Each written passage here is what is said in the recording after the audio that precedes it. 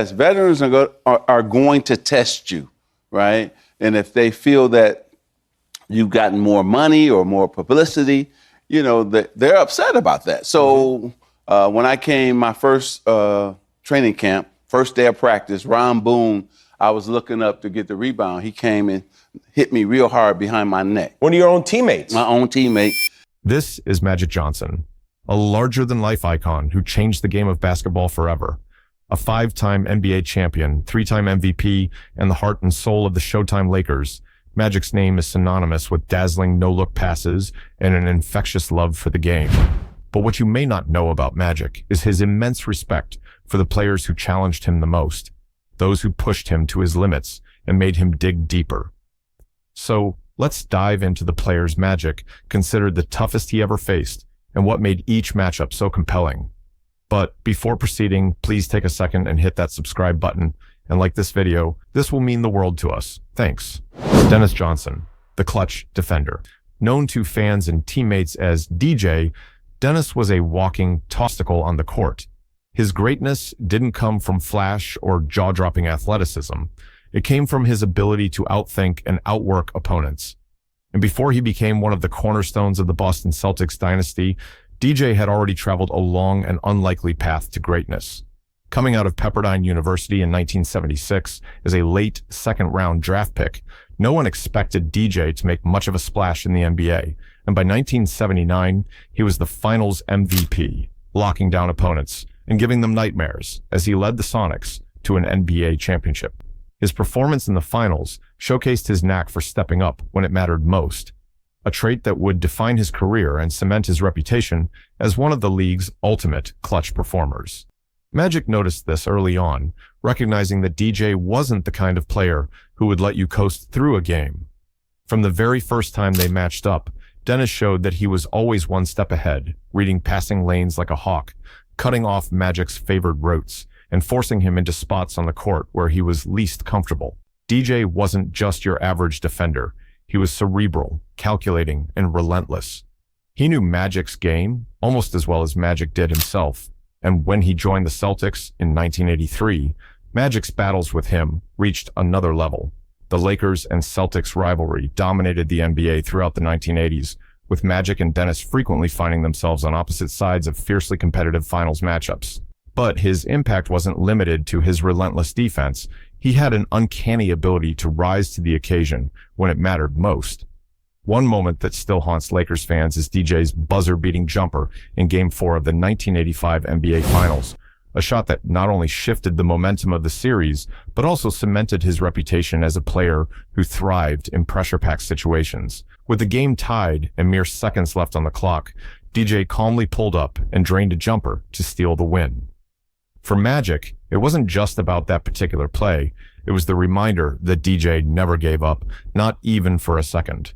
You couldn't relax when you were up against Dennis, Magic recalled years later. He never gave you an inch. And off the court, he carried himself with quiet confidence, refusing to engage in trash talk or drama. He let his game speak for itself. Despite the heated rivalry that defined their careers, Magic couldn't help but respect his journey. The way he rise from a virtually unknown second-round pick to a finals MVP and 3-time NBA champion was the stuff of legend. His consistency, work ethic, and commitment to the game inspired not only his teammates, but also his toughest opponents. Dennis Johnson wasn't the strongest or fastest player on the court, but his basketball IQ and innate ability to show up in the game's most critical moments earned him Magic's undying respect. He wasn't just a great player, Magic concluded. He was a winner in every sense of the word. For Magic, facing Dennis Johnson was like going to war. Every game against DJ demanded nothing less than absolute focus, as a single lapse in judgment could lead to a turnover or a highlight play for Boston. Their battles were a microcosm of the larger Lakers-Celtics rivalry, intense, physical, and deeply personal. And the next player was literally a master of defense, and Magic only had a front-row seat to witness it all. Scottie Pippen, the versatile freak. He wasn't a loud superstar or an immediate sensation when he entered the league. In fact, his journey to NBA greatness was filled with obstacles and a quiet resilience that defined his career. Pippen grew up in a small town in Arkansas, the youngest of 12 siblings with the dreams of playing professional basketball. But unlike the high-profile players he'd eventually battle on the court, his road wasn't paved with guaranteed opportunities. He started as a walk-on at the University of Central Arkansas, far from the traditional basketball powerhouses that churned out NBA talent. Quietly, Pippen toiled away, growing from an unnoticed freshman into a dominant player by his senior year. And when Pippen was selected 5th overall in the 1987 NBA draft by the Seattle Supersonics and immediately traded to the Chicago Bulls, it was clear that his arrival would change the trajectory of one of the NBA's marquee franchises. He entered the league as a raw talent under the shadow of established superstars like Magic Johnson and Larry Bird. And still, Pippen's potential quickly became apparent. He paired his elite athleticism with a tenacity that mesmerized even the best players in the league. Pippen and Magic first faced off when the Bulls were an up-and-coming team trying to establish themselves, and Magic was already a proven champion and leader of the Showtime Lakers. Their rivalry reached its apex during the 1991 NBA Finals, a series that effectively marked the passing of the torch from the Lakers dynasty to the Bulls' new reign as basketball kings. Tasked with one of the most challenging assignments of his career, Pippen was asked to guard Magic, the unquestioned leader and playmaker of the Lakers. It was a tall order, even for someone with Scottie's unique set of skills. However, he embraced the challenge wholeheartedly, and his defense on Magic in the finals was nothing short of transformative. His rare combination of size, speed, and an almost unmatched wingspan allowed him to smother Magic in ways few players ever could. Pippen was changing the dynamics of the entire series. He didn't just guard Magic, he forced him to adapt, to rethink how he played. And the defining moment of the series came in Game 2, when Bulls coach Phil Jackson assigned Pippen to Magic after Magic had initial matchups in Game 1. That small adjustment turned the tide of the finals. Pippen's aggressive defense forced turnovers, disrupted plays, and made Magic work harder than he had during most of his career. And by the mid-90s, Pippen had cemented himself as one of the all-time greats, not just as MJ's wingman, but as a complete player in his own right. And during MJ's brief retirement in the 1993-94 season, Pippen took over as the Bulls' centerpiece. He won the All-Star Game MVP, led Chicago deep into the playoffs despite losing their biggest star, and showed the world that he didn't just complement greatness, he amplified it. And his versatility was unmatched. He once played point guard in Game 6 of the 1990 Eastern Conference Finals when the Bulls were shorthanded and nearly carried them to victory with his playmaking and unselfishness. But what truly set Pippen apart from other great players was his ability to make sacrifices for the team.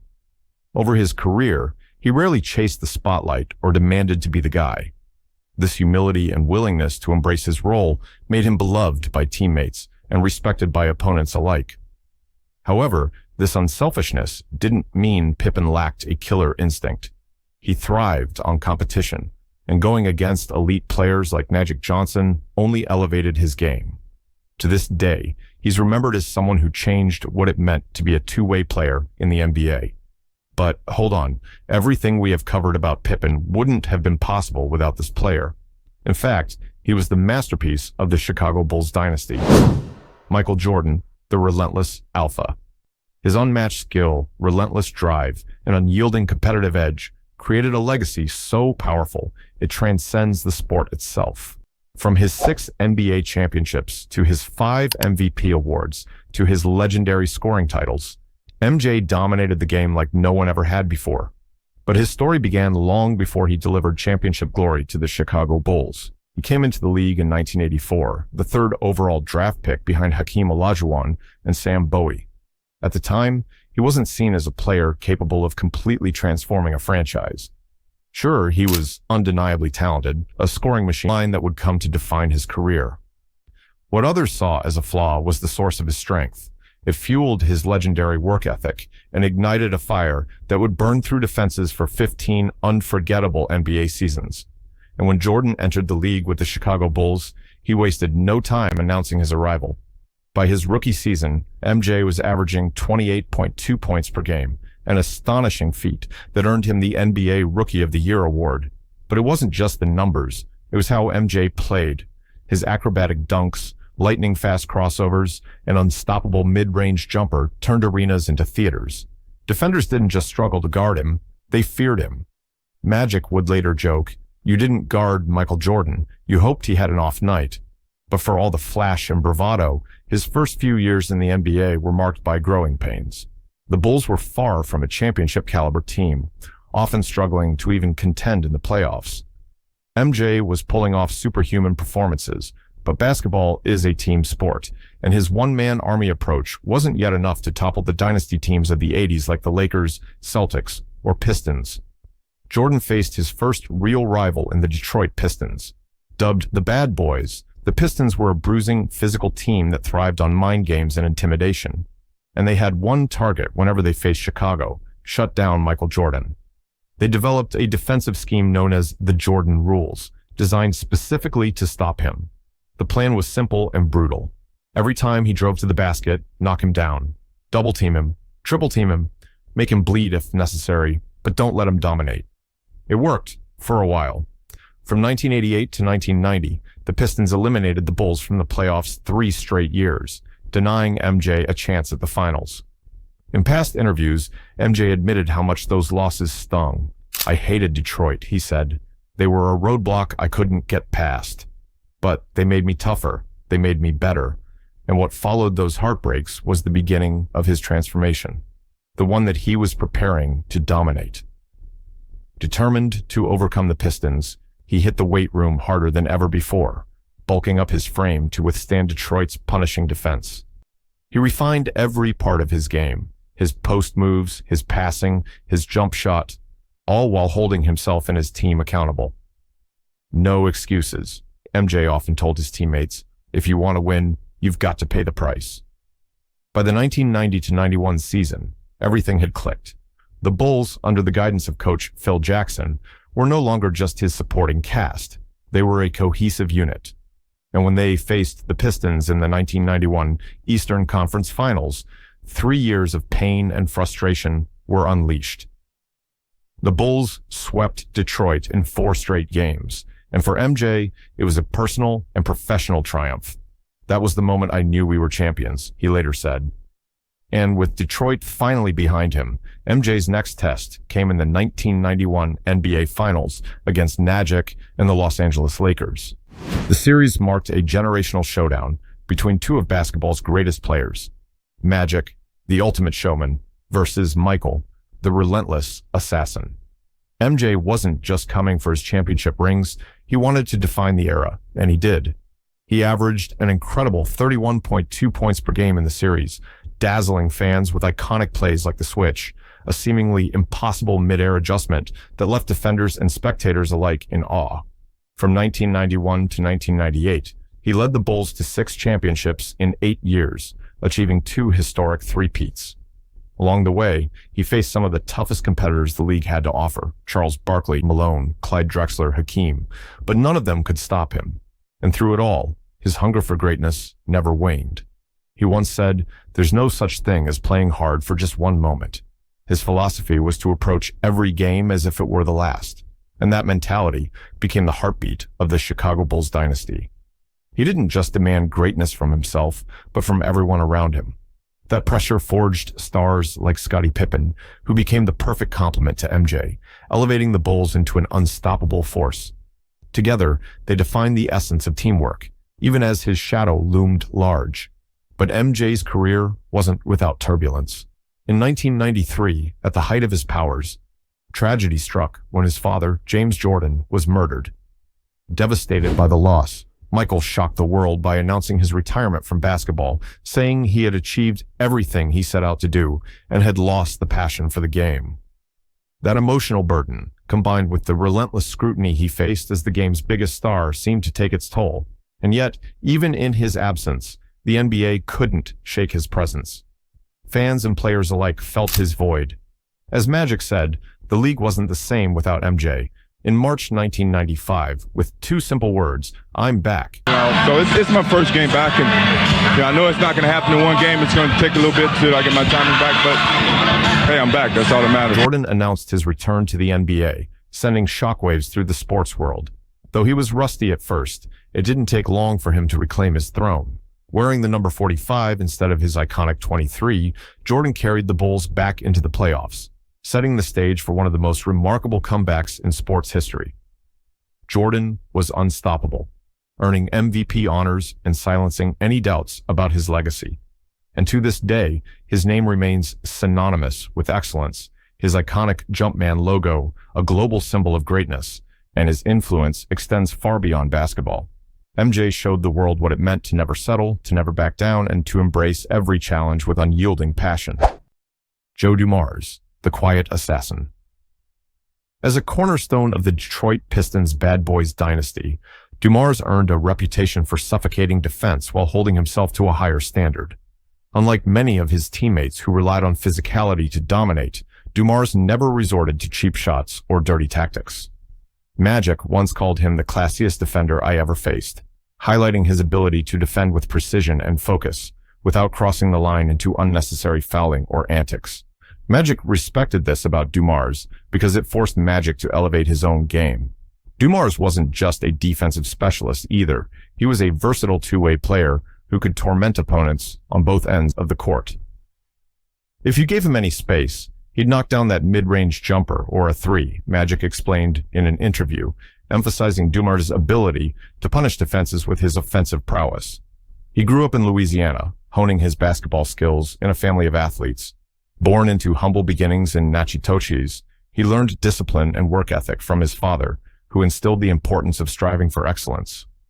Although football was king in his hometown, Dumars quietly pursued his love for basketball, often playing on dirt courts in scorching heat while dreaming of making it to the NBA one day.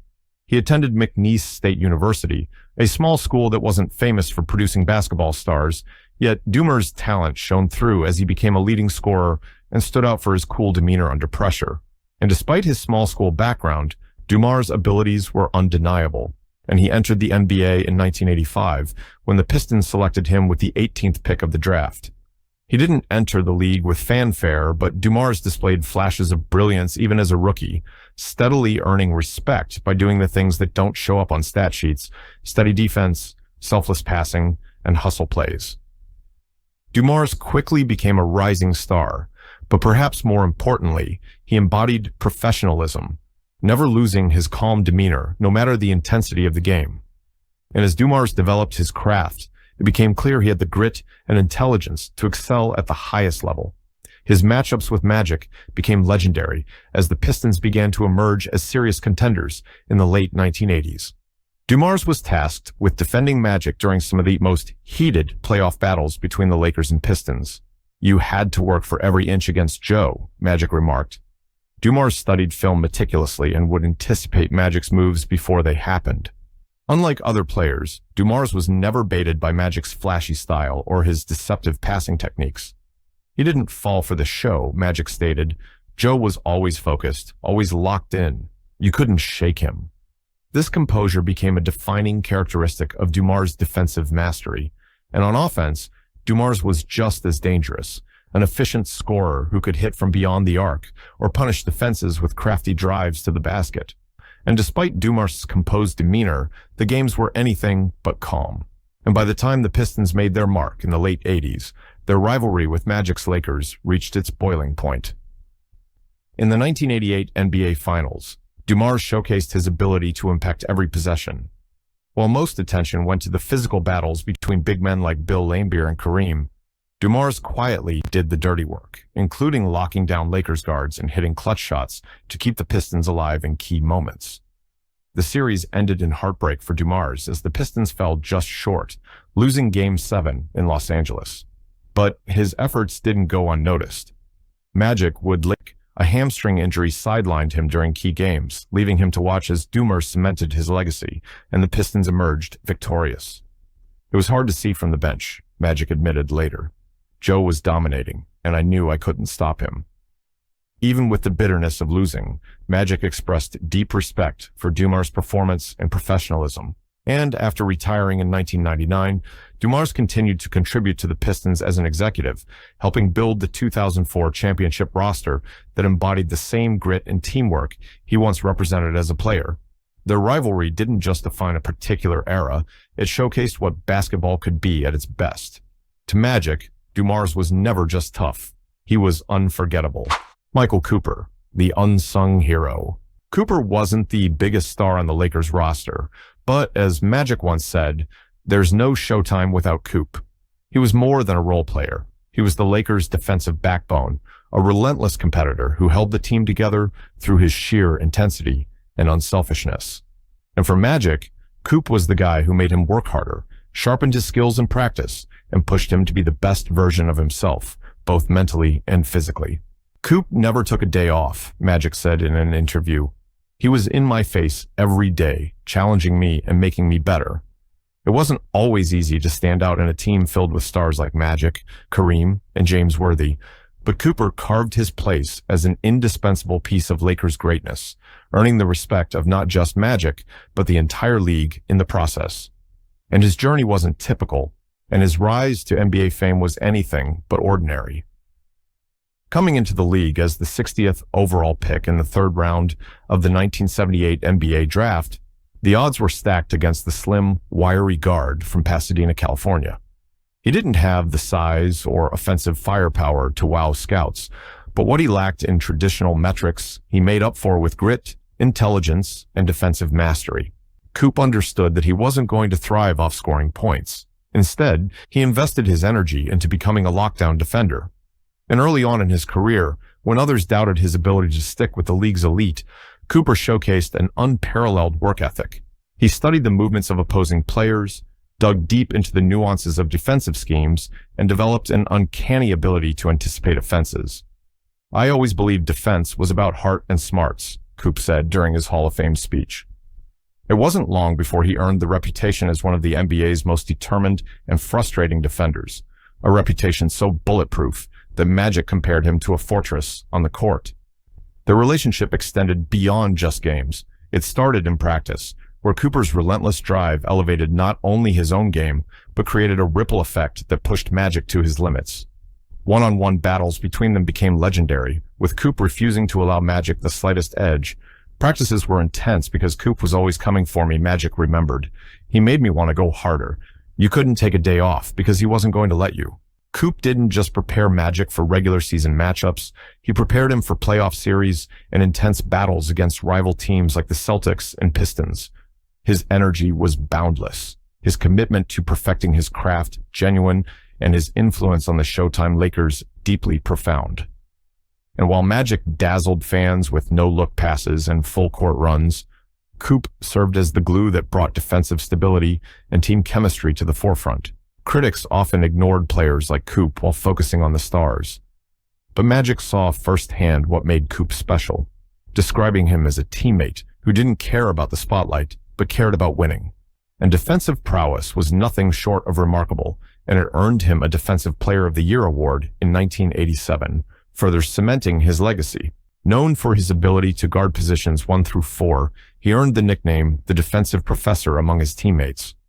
Opposing players often found themselves trapped within the chaos that Coop orchestrated defensively, unable to score comfortably or consistently, batting at the last possible second. His versatility was never just physical.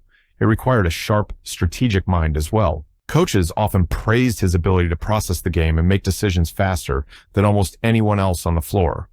Coop didn't just play defense. He solved it like a puzzle, Magic explained.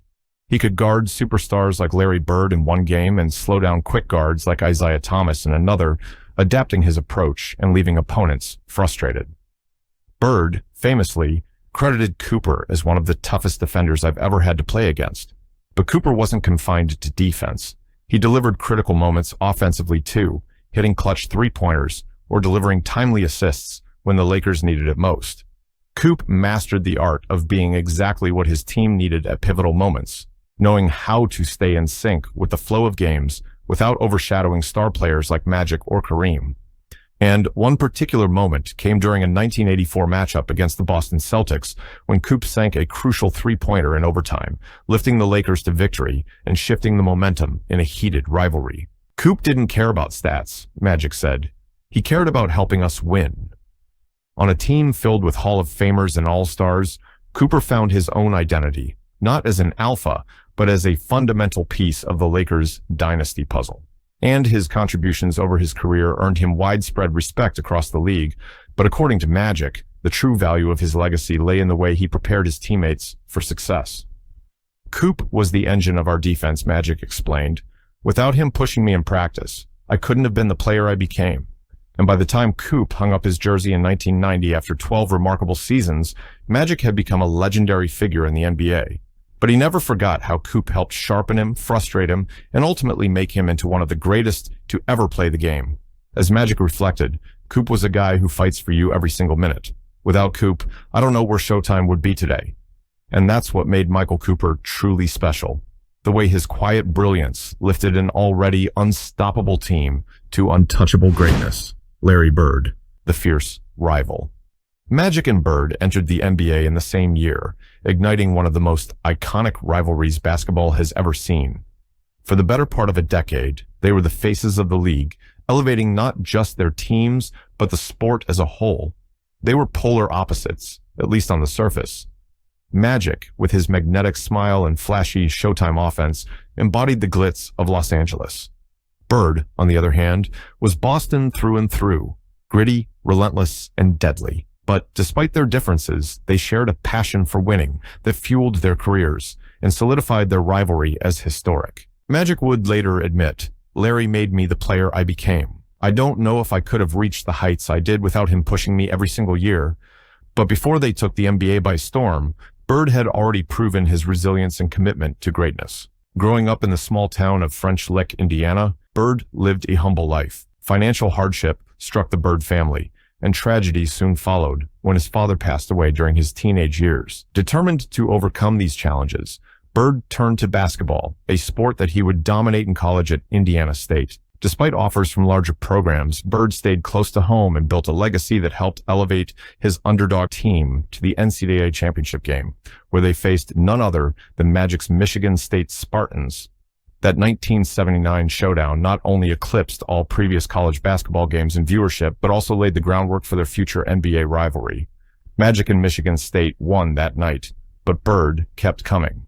And when Bird entered the NBA in 1979, the Celtics were far from being a powerhouse. They were coming off one of their worst seasons in franchise history, yet Bird changed everything. He quickly established himself as one of the toughest, smartest, and most versatile players the game had ever seen. Bird wasn't the most athletic player on the court, but he made up for it with his incredible basketball IQ and unrelenting competitive drive. Magic once said, Larry would tell you exactly what he was going to do, and then he'd go out and do it. It used to drive me insane. His trash talk was legendary, but it wasn't just his words. It was the way he backed them up, whether it was calling his own game-winning shot ahead of time or outscoring an entire team in one quarter. His confidence bordered on arrogance, and he had every reason to be that way. And by the time Magic and Bird faced each other in the NBA Finals, for the first time in 1984, their rivalry had reached a fever pitch. The Celtics-Lakers matchups defined the golden age of basketball, where Bird and Magic were the catalysts. His style of play was almost surgical in its approach. He could take over a game with his pinpoint shooting, sharp passing, and unrelenting rebounding. He could frustrate opponents with clutch steals and masterful adjustments, always staying one step ahead of the competition. And for Magic, playing against Bird was as much a mental battle as it was physical. Larry could see plays unfold 2-3 passes ahead of everyone else. Magic noted, you couldn't outsmart him, and you definitely couldn't intimidate him. There were countless unforgettable moments in their battles. Bird's 1984 Finals MVP performance against Magic's Lakers was a turning point in their rivalry. The Celtics outlasted the Lakers in a grueling 7-game series, with Bird dictating the pace and refusing to back down. Magic had his share of struggles in that series, from uncharacteristic turnovers to missed opportunities, and it drove him to improve. And when he bounced back to defeat Bird in the 1985 Finals, Bird praised his rival, saying, Magic was unstoppable. I knew we were up against something special. What made him so unique was never just his numbers, though they were outstanding. It was his relentless willpower. Bird wasn't the fastest or strongest player on the court, but he played like he had something to prove every single night. Injuries became a recurring issue later in his career, but even when he wasn't at 100%, Bird found ways to contribute. During the late 1980s, his back problems began to slow him down, yet he still managed to lead the Celtics deep into the playoffs. His 47-point triple-double against Portland in 1992 including a game-winning fadeaway, proved that even at the twilight of his career, he still had the heart of a champion. Even as the Celtics and Lakers rivalry began to fade in the early 1990s, Bird and Magic remained connected. Their iconic Converse commercial, where they finally stepped onto the court together outside of a game,